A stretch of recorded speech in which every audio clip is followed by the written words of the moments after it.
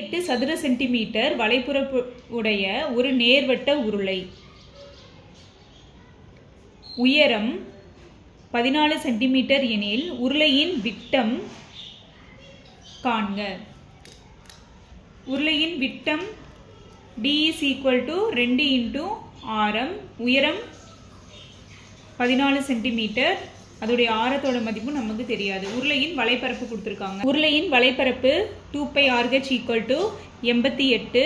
2 × பையின் மதிப்பு 22/7 × 6 × h. உயரம் 14 centimetre = 88. 2 7 14. 22 × 4 88.